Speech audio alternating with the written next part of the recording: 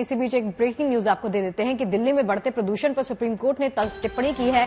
Court ने कहा है कि प्रदूषण पर सिर्फ दोषारोपण हो रहा है।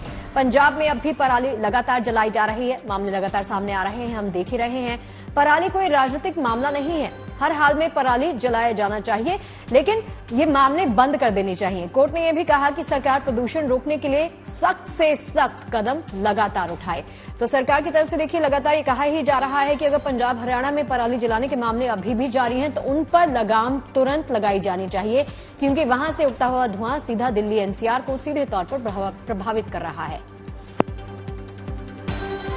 तो पराली जलाना राजनीतिक मामला नहीं है, ये सुप्रीम कोर्ट ने साफ कर दिया है। प्रदूषण पर सुप्रीम कोर्ट की तल्ख टिप्पणी सामने आई है। कोर्ट ने कह दिया है कि प्रदूषण पर सिर्फ दोषारोपण ही किया जा रहा है, यानी एक दूसरे पर सिर्फ ब्लेम गेम ही किया जा रहा है। और पंजाब में अब भी पराली जलाने के मामले लगातार सामने आ रहे हैं, जिनको रोक देना चाहिए।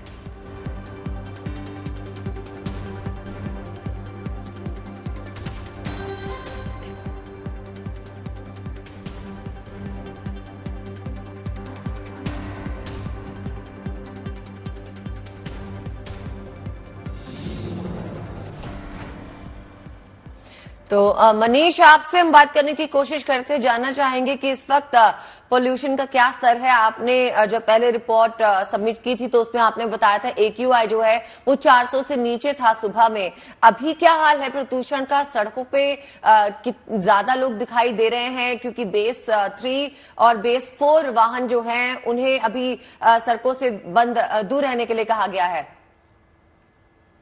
नहीं, बिल्कुल आज थोड़ा सा असर तो है, थोड़ा सा आप कह सकते हैं कि राहत, बहुत जरा सी राहत है, क्योंकि कल जो AQI था वो सब 450 के ऊपर था, कहीं कहीं 500 भी था। लेकिन आज जो AQI है वो सुबह से कम 400 के नीचे है। अभी भी दिल्ली का जो एक ओवरऑल AQI है वो 390 के आसपास बना हुआ है। हालांकि ग्रेटर नोएडा अभी लीड कर रहा है, वहां का AQI 421 के आसपास अभी भी बना हुआ है। तो जरूर AQI थोड़ा बेहतर हुआ है, लेकिन ओवरऑल अगर हम हालात की बात करें तो वो शायद और ज्यादा खराब होने लगे हैं। सुबह सुबह आज मैंने बंद स्कूलों की तस्वीरें देखी हैं, खाली क्लासेस की तस्वीरें देखी हैं, जो कि बहुत दुखद तस्वीरें थी। आप समझ सकते हैं किस तरह से प्रदूषण ने अब आम जनजीवन को प्रभावित करना शुरू कर दिया है। वो छोटे छोटे बच्चे जो सुबह अपने स्कूल पहुंचते थे, अब वो अपने घरों में कैद होने के लिए मजबूर हो गए हैं। ऑनलाइन क्लासेस अगर होंगी तो वो पेरेंट्स और बच्चे दोनों के लिए एक तरह से बहुत मुश्किल प्रोसेस होता है। लेकिन अब कहीं ना कहीं स्कूल उसी तरफ बढ़े, क्योंकि फिजिकल जो क्लासेस है वो बंद कर दी गई हैं। साथ ही साथ बच्चों को अब घर में पूरी तरह से कैद रहना पड़ेगा, क्योंकि जो पेरेंट्स हैं वो भी बच्चों को बाहर निकलने की इजाजत नहीं देंगे। हाँ, सड़कों पर आज जरूर आपको फर्क दिखाई पड़ेगा, ट्रैफिक हल्का लगेगा, गाड़ियां कम दिखाई पड़ेंगी, लेकिन इसका असर लॉन्ग टर्म में कितना होता है ये भी देखने वाली बात है।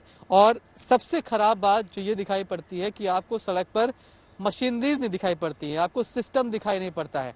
अगर लगातार AQI खराब रह रहा है तो कम से कम MCD को, या फिर हम नोएडा की बात करें तो नोएडा अथॉरिटीज को ये करना चाहिए कि आप लगातार सड़क पर स्प्रिंकल्स करें, छिड़काव करें पानी का। लेकिन सुबह आप एक आध बार देखते हैं, उसके बाद दिन में आपको एक भी बार कहीं पर स्प्रिंकल होता हुआ दिखाई नहीं पड़ता है। हम भी इस वक्त विजय चौक पर तस्वीरें आपको दिखा रहा हूँ, अभी भी तस्वीरें धुंधली हैं। कल से थोड़ी साफ जरूर है, आज मौसम भी थोड़ा खुला हुआ है, सूर्य देवता सुबह से दिखाई पड़ रहे हैं। लेकिन मैं फिर से बात कर रहा हूँ कि सिस्टम आपको सड़क पर दिखाई नहीं पड़ता है। अथॉरिटीज के लोग गायब है, MCD के लोग गायब हैं, कहीं आपको रैंडम स्पार्कलिंग होती दिखाई नहीं पड़ेगी। और ये बहुत जरूरी, क्योंकि अगर आप पानी का छिड़काव नहीं करते हैं तो हालात और ज्यादा खराब होते जाएंगे। और सिर्फ यही आपके पास एक उपाय है, खतरनाक हो सकते हैं। और हालात जो है हमारे ठीक सामने हैं, जैसे आपने बताया कि अभी फिलहाल जरूरी कदम तो नहीं उठाए जा रहे हैं। मनीष और आप दोनों का ही बहुत बहुत शुक्रिया इस पूरी डिटेल के लिए।